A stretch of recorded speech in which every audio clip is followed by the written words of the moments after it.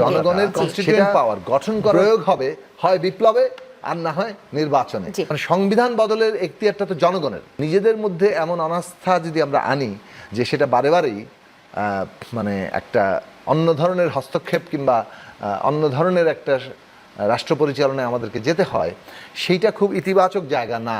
BNP এই ঝুঁকি নেয় যে না ক্ষমতায় গিয়ে জিতে গিয়ে তারপর বলবে না না আমরা এখন এটা বাস্তবায়ন করবো না। আমার মনে হয় যে বিএনপি এটা রাজনৈতিকভাবে আত্মহত্যা করবে। তারা তো ধরেই নিচ্ছেন যে এই দেশের অধিকাংশ মানুষ জুলাই সনদের পক্ষেই অবস্থান নেবেন, দেশে বিচার সংস্কারের একটা পুরো প্রক্রিয়ার ব্যাপারে মানুষ বেশিরভাগই পক্ষে আছেন সেই জায়গা থেকে। এবং আন্দোলনকারী দলসমূহ এই ব্যাপারে সকলেই যদি ঐকমত্য থাকেন তাহলে গণভোটে আমরা বিজয়ী হওয়ারই সম্ভাবনাটা বেশি। তো সেই জায়গা থেকেই তারা কথা বলছেন। এখন প্রস্তাব অনেকগুলো আছে, এই প্রস্তাবের মধ্যে থেকে সকলের কাছে গ্রহণযোগ্য সবাই মত দিচ্ছেন এরকম একটা ঐকমত্যে আমাদের যাওয়া দরকার। এইটা হচ্ছে কথা। কিন্তু দুটো জিনিস আমাদের অ্যাচিভ করা দরকার।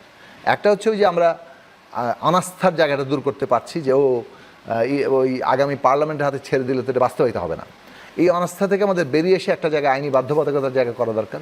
আরেকটা হচ্ছে আগামী পার্লামেন্টে এটা যাতে টেকসই হয় সেটার কথা আমরা বারবার বলছি যে আগামী পার্লামেন্টকে ওই এখতিয়ার দিতে হবে যে এই পার্লামেন্ট মৌলিক সংস্কার অর্থাৎ বেসিক স্ট্রাকচার বদলানোর, যেমন এখানে অনেকগুলো প্রস্তাব আছে দ্বিকক্ষবিষ্ট পার্লামেন্ট সহ বিভিন্ন জিনিস যেগুলো সংবিধানের বেসিক স্ট্রাকচারের মধ্যেও পরিবর্তন অথবা সংযোজন, সেই জায়গাটা করার জন্য আপনার যে একটা সংসদকে সেই এখতিয়ার দেওয়া, সেই এখতিয়ারটা আগে থেকে আলোচনা ঘোষণা করলে সেটা এই সংসদ সেই এখতিয়ার পায়। দুনিয়াতে এভাবেই হয়েছে। এখন ধরেন মানে আমরা মানে মনে করলাম যে এটা হবে না, এটা হলে আমাদের অনেকগুলো আশঙ্কা আছে অথবা অমুক দলের হয়ে যায়, এইটা করতে পারেন, কিন্তু এটা জনগণের মধ্যে আসলে খুব বেশি মানে গ্রহণযোগ্য হচ্ছে না। তো আমাদের বক্তব্য হচ্ছে যে রাজনৈতিক দলগুলোর মধ্যে অনাস্থার জায়গাটা থাকলে, অনেকের জায়গাটা থাকলে অনেকগুলো ঘটনা বাংলাদেশে ঘটেছে। মানে মানে কী বলে যে সামরিক হস্তক্ষেপ থেকে শুরু করে তত্ত্বাবধায়ক সময় ন্যায় তা না।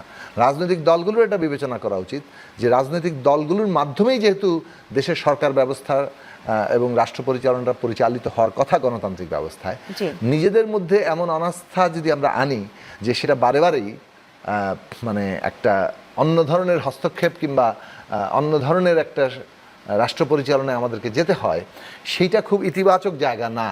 ফলে রাজনৈতিক দলগুলোর মধ্যে অনাস্থার যে জায়গাটা আছে, ধরুন ধরেই নেওয়া হয়েছে যে বিএনপি কিছু করবে না, এরকম একটা ধারণা প্রতিষ্ঠা করা হচ্ছে। তো এইটা এই যে অনেক মানে এই ধারণা থেকে পুরো যদি আপনি রাজনৈতিক কর্মসূচি রাজনৈতিক প্রস্তাবনা করতে থাকেন তাহলে সেটা খুব ইতিবাচক জায়গায় নেবে না। ফলে আমাদের বক্তব্য হচ্ছে যে এই যে একটু আগে হারুন ভাই যে কথাটা বললেন যে বিএনপি যখন জনগণের সামনে অঙ্গীকার করছে যে আমরা এই জিনিসগুলো বাস্তবায়ন করব, সেইটা যদি বিএনপি এই ঝুঁকি নেয় যে না ক্ষমতায় গিয়ে জিতে গিয়ে তারপর বলবে না না আমরা এখন এটা বাস্তবায়ন করবো না, আমার মনে হয় যে বিএনপি এটা রাজনৈতিকভাবে আত্মহত্যা করবে এবং সেই কাজ বিএনপি করার কথা না। একটা যে কোনো পলিটিক্যাল পার্টি, যেমন এটার সাথে কোনো পূর্বতুলনীয় কোনো দৃষ্টান্ত নাই।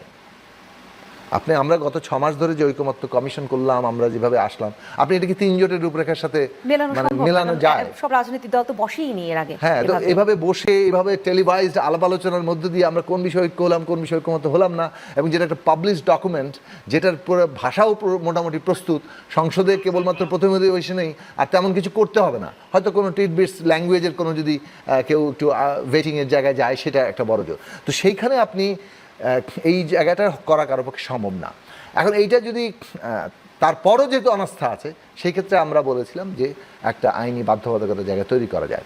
কিন্তু এটাও মনে রাখা দরকার যে জনগণের মানে সংবিধান বদলের এখতিয়ারটা তো জনগণের। কনস্টিটিউয়েন্ট পাওয়ার কার?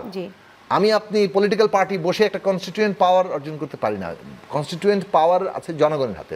তো জনগণের কি বলে যে কনস্টিটিউয়েন্ট পাওয়ারটা কার্যকর হবে তার প্রতিনিধি নির্বাচনের মধ্যে। জনগণ তো ম্যান্ডেট দেয়নি রাজনীতিবিদদেরকে যে সংবিধান, জনগণের কনস্টিটিউয়েন্ট পাওয়ার গঠন করার ক্ষমতাটা সেটা প্রয়োগ হবে হয় বিপ্লবে আর না হয় নির্বাচনে। তো বিপ্লব তো আপনি মানে আপনি যদি এখন সবাই মিলে বিপ্লবটা মানতো, ধরেন সব পার্টি মেনে নিচ্ছে না আমরা একটা বিপ্লবী সরকার এখন করব, তাহলে একটা পদ্ধতি হতে পারতো। কিন্তু এখানে কনসেনসাসই নাই বিপ্লব কিংবা অভ্যুত্থানের সরকার, বরং কনসেনসাস সেই চেষ্টা চালিয়ে যেতে হবে। 8ই আগস্টে কনসেনসাসটা কি ছিল?